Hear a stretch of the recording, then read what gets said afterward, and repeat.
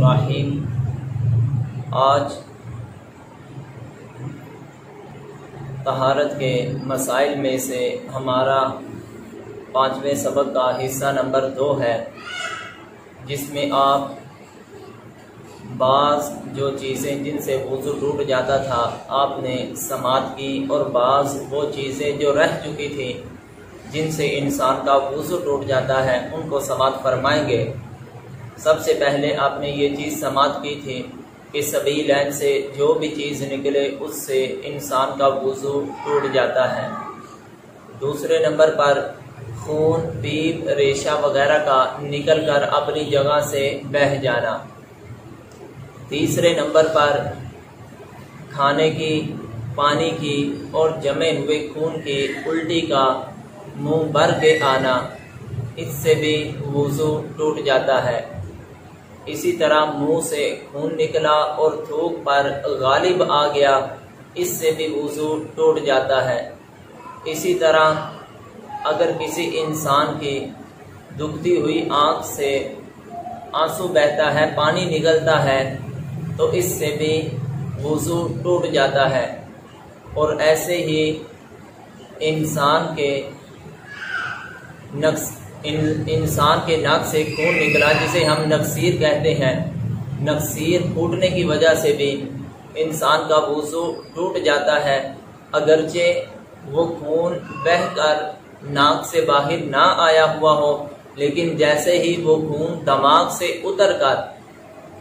ناک کے نرم حصے تک پہنچ جائے گا تو انسان کا وضو جو ہے وہ ٹوٹ جائے گا۔ ان چیزوں کو آپ نے پہلے سماعت کیا تھا، اور آج سبق نمبر 5 کا حصہ نمبر 2 شروع کرتے ہیں کہ وہ چیزیں جن سے انسان کا وضو ٹوٹ جاتا ہے، اس میں سے ایک یہ ہے کہ انسان کا کروٹ کے بل یا کسی چیز کا سہارا لے کر یا کسی چیز سے ٹیک لگا کر انسان سو جائے، تو اس طرح انسان کا وضو جو ہے وہ ٹوٹ جاتا ہے۔ یعنی ایک آدمی جب سوتا ہے، جب وہ سیدھا لیٹے، چاہے وہ کروٹ کے بل لیٹے، چاہے وہ کسی چیز کا سہارا لے کر سو جائے یا کسی چیز کے ساتھ ٹیک لگا کر سو جائے، ان تمام چیزوں سے انسان کا وضو جو ہے وہ ٹوٹ جاتا ہے۔ یہ ایسے کیوں ہوتا ہے؟ حالانکہ ضابطہ ہم نے یہ پڑھا تھا کہ انسان کے جسم سے کوئی بھی نجس چیز خارج ہو پھر وضو ٹوٹتا ہے، حالانکہ سونے سے انسان کے جسم سے کسی طرح کی کوئی بھی نجس چیز خارج نہیں ہوتی ہے، نہ خون نکلتا ہے، نہ پیپ نکلتی ہے، نہ ریشہ نکلتا ہے، نہ پیشاب یا پخانہ نکلتا ہے۔ تو لہٰذا سونے کی وجہ سے پھر انسان کا وضو کیوں ٹوٹ جاتا ہے؟ ایک تو اس کے اوپر نبی کریم علیہ السلام کا فرمان ہے کہ نبی کریم علیہ السلام نے یہ ارشاد فرمایا، لا وضوء علی من نام قائدا او قاعدا قائما او قائدا او راکعا او ساجدا، کہ جو آدمی سویا کھڑا ہو کر یا بیٹھ کر یا رکوع کی حالت میں یا سجدے کی حالت میں، تو اس انسان کا وضو نہیں ٹوٹے گا۔ اگر اس کا رکوع اور سجدہ جو ہے یہ سنت کے مطابق رہے گا تو اس آدمی کا وضو نہیں ٹوٹے گا۔ پھر فرمایا انما الوضوء،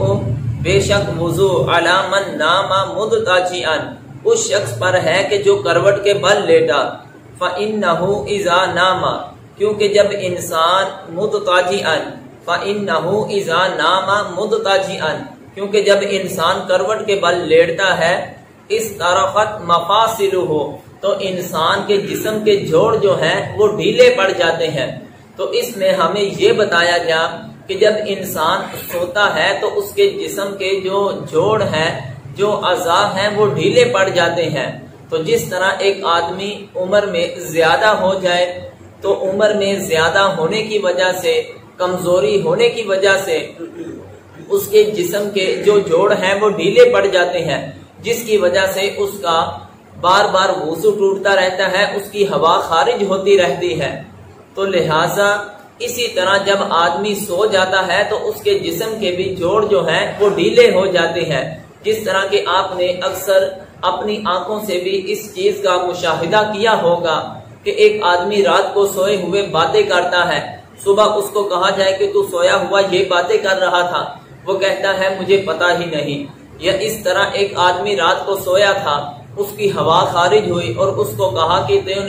تیری رات کے وقت اس طرح ہوا خارج ہوئی تھی، وہ کہتا ہے کہ مجھے پتا ہی نہیں۔ یا ایک آدمی رات کو سویا ہوا تھا، اس کو کھانے کے لیے کوئی چیز دی جاتی ہے، پینے کے لیے کوئی چیز دی جاتی ہے، وہ اس چیز کو کھاتا بھی ہے پیتا بھی ہے، لیکن جب صبح ہوتی ہے وہ پھر اٹھ کے مانگتا ہے کہ میرا حصہ دودھ کا دو، وہ فلاں چیز کا دو، حالانکہ وہ رات کو ان چیزوں کو کھا بھی لیتا ہے پی بھی لیتا ہے۔ دیکھیں کہ جب انسان سو جاتا ہے اس پر اس قدر ایک کیفیت پائی جاتی ہے کہ اس نے سوئے ہوئے باتیں کی، اس کی ہوا خارج ہوئی اس کو پتا نہیں، سوئے ہوئے باتیں کی اس کو پتا نہیں، اس کو کوئی چیز کھلا دی پلا دی اس کو پتا نہیں ہوتا۔ جب سونے کی حالت میں انسان کی اس قدر کیفیت ہو جاتی ہے کہ اتنی بڑی چیزوں کا پتہ نہیں چلتا، یہاں تک کہ ایک کمرے میں سویا ہے اس کو اٹھا کر ادھر سے دوسرے کمرے میں لے جایا جاتا ہے تو اس کو صبح اس چیز کا بھی علم نہیں ہوتا۔ یعنی نیند کی وجہ سے انسان پر اس قدر غلبہ ہو جاتا ہے، جوڑ اس قدر ڈھیلے ہو جاتے ہیں۔ تو جب نیند کی وجہ سے ان چیزوں کا پتہ نہیں لگتا کہ گفتگو کی، کھانا کھایا، یا ایک جگہ سے دوسری جگہ پر اس کو لے جایا گیا یا اس کی ہوا خارج ہوئی، تو پھر اس پر یہ حکم لگا دیا جائے گا کہ جیسے ہی بندہ سویا اس کے جسم کے جوڑ ڈھیلے ہوں گے تو پھر ہو سکتا ہے کہ اس آدمی کا وضو بھی ٹوٹ گیا ہو اور اس کو پتہ بھی نہ چلا ہو۔ اس وجہ سے اگر کوئی انسان سوتا ہے، سونے کی وجہ سے انسان کا وضو ٹوٹ جاتا ہے۔ ہاں اگر کوئی انسان کھڑے ہونے کی حالت میں سوتا ہے، جس طرح کے نماز تراویح میں انسان کھڑا ہے تو کھڑے ہوتے ہوئے اسے نیند کے جھونکے آ رہے ہیں، تو کھڑے ہونے کی وجہ سے اگر انسان سو گیا تو اس کا وضو نہیں ٹوٹے گا۔ بیٹھا ہے تو بیٹھنے کی حالت پہ رہا ہے، اس کا وضو نہیں ٹوٹے گا۔ کیوں؟ کیونکہ جب انسان سوتا ہے اس پر نیند کا غلبہ آتا ہے، خود بخود اس کے جسم کے جو جوڑ ہیں وہ ڈھیلے پڑ جاتے ہیں، تو لہٰذا اس پر نیند کا غلبہ تو کہیں گے، اور یعنی کہ اس پر ایک نیند کی ہلکی سی کیفیت تو طاری ہوگی،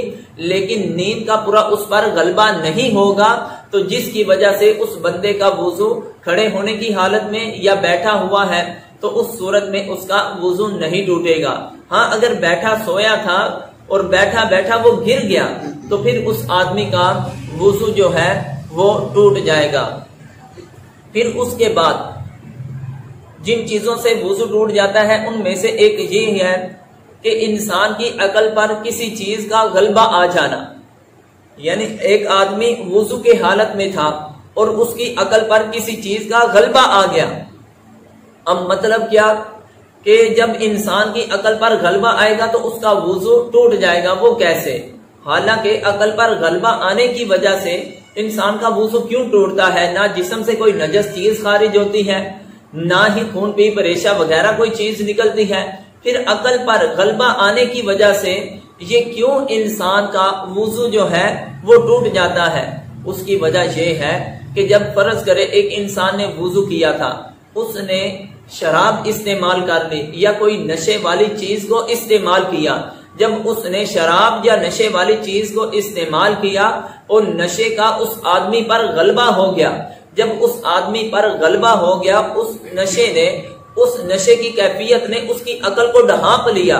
آپ نے بھی دیکھا ہوگا کہ جس آدمی کی عقل جو ہے وہ نشے کی وجہ سے ڈھانپ لی جاتی ہے، غلبہ ہو جاتا ہے، پھر وہ نہ جانے منہ سے کس قدر بےہودہ گفتگو جو ہے وہ کرتا رہتا ہے، منہ سے بےہودہ باتیں بکتا رہتا ہے، لیکن جب وہ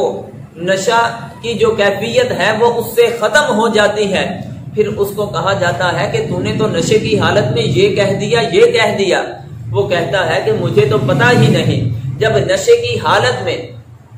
اس نے اتنے بڑے منہ سے الفاظ بول دیے، گالی بک دی، کسی کو تھپڑ مار دیا، کسی کو برا بھلا کہہ دیا، اس کو علم نہیں ہو رہا، بعد میں اس کو یاد ہی نہیں ہے، تو ہو سکتا ہے کہ اسی غلبے کی وجہ سے اس کے جسم سے ہوا بھی خارج ہو گئی ہو، اس کو اس کا کیسے پتا چل سکتا ہے؟ تو اسی وجہ سے فقہاء کرام فرماتے ہیں کہ اگر کسی آدمی کی عقل پر غلبہ آ جائے گا تو اس بندہ کا بھی، اگر وہ پہلے وضو کی حالت میں تھا، اس کا وضو ٹوٹ جائے گا۔ اسی طرح اس آدمی کا بھی وضو ٹوٹ جائے گا کہ جس پر جنون کی کیفیت طاری ہو جائے گی۔ آدمی فرض کرے بے ہوش ہو جاتا ہے، بے ہوش ہونے کی وجہ سے بھی انسان کا وضو ٹوٹ جاتا ہے، کیونکہ سونے کی وجہ سے نبی کریم علیہ السلام کا فرمان ہے بندے کا وضو ٹوٹ جاتا ہے، کیونکہ انسان کے جسم کے اعضاء ڈھیلے ہو جاتے ہیں۔ تو لہٰذا جب انسان بے ہوش ہوتا ہے تو پھر اس کے سونے والے سے زیادہ اس کے جسم کے اعضاء بے ہوشی کی کیفیت میں زیادہ ڈھیلے پڑ جاتے ہیں، کیونکہ ایک آدمی جب سویا ہوتا ہے تم اس کے منہ پہ تھپڑ مارو، اس کے کان میں جا کر زور سے آواز دو تو وہ آدمی اٹھ کے بیٹھ جاتا ہے، لیکن بے ہوش آدمی جو ہوتا ہے اس کے منہ پہ تھپڑ مارو، اس کو آواز دیتے رہو، اس کو تو کچھ پتہ ہی نہیں چلتا۔ تو جس سے پتا چلا کہ بے ہوشی کی کیفیت میں سونے کی بنسبت انسان کے جسم کے اعضاء جو ہیں وہ زیادہ ڈھیلے ہو جاتے ہیں، تو لہٰذا بے ہوشی کی وجہ سے بھی انسان کا وضو جو ہے وہ ٹوٹ جائے گا۔ یعنی اگر آدمی نے وضو کیا ہوا تھا، اس پر بے ہوشی کی کیفیت طاری ہوئی، بے ہوشی کی کیفیت طاری ہوئی تو اس آدمی پر حکم لگا دیا جائے گا کہ اب وہ دوبارہ جب اسے ہوش آتی ہے کہ وہ دوبارہ وضو کرے نماز کے لیے یا قرآن کی تلاوت کے لیے۔ پھر اس کے بعد ایک انسان پر جنون کی کیفیت کا طاری ہو جانا، ایک ہے عقل پر غلبہ آ جانا، ایک ہے بے ہوش ہو جانا، اور ایک ہے جنون یعنی پاگل پن ہو جانا۔ ایک انسان پہلے بالکل صحیح حالت میں تھا، وضو کی حالت میں تھا، وضو بھی کیا ہوا تھا، ذہنی متوازن بھی اس کا ٹھیک تھا، لیکن اچانک کیا ہوا؟ اللہ تعالی ہم سب کو ایسی آفات سے محفوظ فرمائے، ایسی کیفیت ہوئی کہ اس کے عقل پر پردہ، یعنی کہ وہ بندہ پاگل پن کی حالت میں آ گیا، وہ بندہ پاگل ہو گیا۔ تو جب وہ بندہ پاگل ہوگا، پاگل ہو جائے گا، اپنا ذہنی متوازن کھو بیٹھے گا تو اس بندے کا بھی وضو ٹوٹ جائے گا۔ کیوں؟ کیونکہ پاگل آدمی کو بھی پتہ نہیں ہوتا کہ وہ پاگل پن میں اپنی زبان سے کیا کہہ رہا ہوتا ہے، اور کبھی اپنے جسم کو دندیاں کاٹ رہا ہوتا ہے، کبھی کسی کو مار رہا ہوتا ہے، کبھی کچھ کر رہا ہوتا ہے، کیونکہ اس کا ذہنی متوازن اس کو کچھ پتہ ہی نہیں میں کیا کر رہا ہوں، کیا کرنا ہے، کیا نہیں کرنا ہے۔ اسی لیے تو اللہ کے محبوب علیہ السلام نے بھی فرمایا کہ 3 آدمی مرفوع القلم ہے۔ ایک آدمی سویا ہوا ہو تو اس سے بھی قلم کو اٹھا لیا جاتا ہے، ایک چھوٹا بچہ جو نابالغ ہے تو اس سے بھی قلم اٹھا لیا جاتا ہے، اسی طرح ایک آدمی کوئی پاگل ہو جاتا ہے وہ بھی مرفوع القلم ہے۔ مطلب کیا؟ یہ گناہ کریں تو ان کے گناہ لکھے ہی نہیں جاتے، کیونکہ ان کو ان چیزوں کا علم ہی نہیں، ان کی عقل جو ہے وہ ختم ہو چکی ہے۔ تو لہٰذا جب پاگل پن کی وجہ سے انسان کی اس قدر کیفیت ہو جاتی ہے تو اس پر بھی نیند کا قیاس کرتے ہوئے حکم لگا دیا جائے گا۔ ہو سکتا ہے کہ اس کی ہوا خارج ہو گئی ہو جس کی وجہ سے اس کا وضو ٹوٹ گیا ہو۔ اور پھر اسی طرح جن چیزوں سے وضو ٹوٹ جاتا ہے ان میں سے ایک یہ ہے انسان کا رکوع اور سجدے والی نماز میں قہقہ لگا کر ہنسنا۔ انسان کا رکوع اور سجود والی نماز میں قہقہ لگا کر ہنسنا۔ ضابطہ ہم نے یہ پڑھا ہے کہ انسان کے جسم سے خون پیپ ریشہ وغیرہ نکل کر بہہ جائے تو پھر وضو ٹوٹتا ہے، یا الٹی کی آئی کھانے کی، پانی کی، یا جمے ہوئے خون کی الٹی آئے تو پھر انسان کا وضو جو ہے وہ ٹوٹتا ہے۔ لیکن ایک انسان نماز میں، اور نماز بھی ایسی جو رکوع سجود والی ہے، اس میں ہنستا ہے، اس کا وضو ٹوٹ جاتا ہے۔ نماز کی حالت میں باہر ہنستا ہے تو اس کا وضو نہیں ٹوٹتا۔ آخر اس کے اندر کیا فلسفہ ہے؟ کیا ہنسنے کی وجہ سے انسان کے جسم سے کوئی نجس چیز خارج ہوئی؟ ایسا بھی بالکل نہیں کہ جس کی وجہ سے انسان کا وضو ٹوٹے۔ پھر نماز کے باہر ہنستا ہے تو اس کا وضو نہیں ٹوٹتا، رکوع سجود والی نماز میں ہنستا ہے تو اس کا وضو ٹوٹ جاتا ہے۔ آخر اس کی وجہ کیا ہے؟ اس کی وجہ یہ ہے کہ جو کہ حدیث نبوی صلی اللہ علیہ وآلہ وسلم میں ہے کہ ایک مرتبہ اللہ کے محبوب علیہ السلام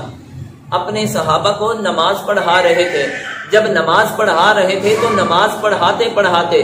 ایک صحابی رسول کے جن کی آنکھوں کی بینائی بہت ہی زیادہ کم تھی، آنکھوں سے صحیح طریقے سے دکھائی نہیں دیتا تھا، تو وہ چل کر نماز کی طرف آ رہے تھے کیونکہ ان کے اندر ایک نماز کا جذبہ تھا۔ وہ چل کر جب نماز کے لیے آ رہے تھے تو راستے میں ایک کھڈا تھا، تو ان کا پاؤں ان میں آیا اور نبی کریم علیہ السلام کے قریب ہی آ رہے تھے، ان کے ساتھ ملنے ہی والے تھے۔ تو ایک جگہ کچھ ایسی تھی کہ جہاں کھڈا بنا ہوا تھا، ادھر پاؤں آیا اور وہ صحابی رسول گر گئے۔ اور جب نماز پڑھ رہے ہوں تو اس وقت اگر انسان کسی ایسی تعجب والی چیز کو دیکھ لے تو ہنسی نکل جاتی ہے۔ اسی طرح جو نبی کریم علیہ السلام کے پیچھے صحابہ تھے، ابھی ابتدائی اسلام کا دور تھا، زیادہ تعلیم، دینی تعلیم سے وہ صحابہ رضی اللہ تعالی عنہم کو ابھی اتنی آگاہی نہیں تھے، تو نماز کی حالت میں ہی ان کی ہنسی نکل آئی اور اس کی آواز بھی تھی۔ تو جب نبی کریم علیہ السلام نے نماز کو مکمل فرمایا اور اپنے صحابہ کی طرف اپنا چہرہ انور کرتے ہوئے اپنے صحابہ کو فرمایا، اے میرے پیارے صحابہ، تم میں سے جو بھی نماز کی حالت میں کہتا لگا کر ہنسا تھا وہ اپنے وضو کو بھی جا کر کرے اور اپنی نماز کو بھی لوٹائے۔ تو لہٰذا جہاں نبی کریم علیہ السلام کا فرمان آ چکا ہے، اگرچہ قیاس تو یہ تقاضا کرتا ہے انسان کے جسم سے خون پیپ ریشہ وغیرہ نکل کر بہے تو پھر انسان کا وضو ٹوٹے یا کوئی نجس چیز خارج ہو، تو لہٰذا ادھر نبی کریم علیہ السلام کا فرمان آ گیا، ادھر ہم کوئی بھی اپنی عقل کے گھوڑے جو ہے وہ نہیں دوڑائیں گے۔ نبی کریم علیہ السلام نے فرما دیا رکوع سجود والی نماز میں اگر کوئی انسان کہتا لگا کر ہنسے تو اس کا وضو ٹوٹ جاتا ہے، تو لہٰذا جو بھی ہنسے گا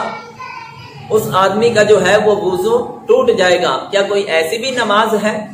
کہ جس کے اندر رکوع اور سجدہ نہ ہو؟ کوئی بھی نماز ہے رکوع سجدہ تو ہوتا ہے، نہیں، ایک ایسی بھی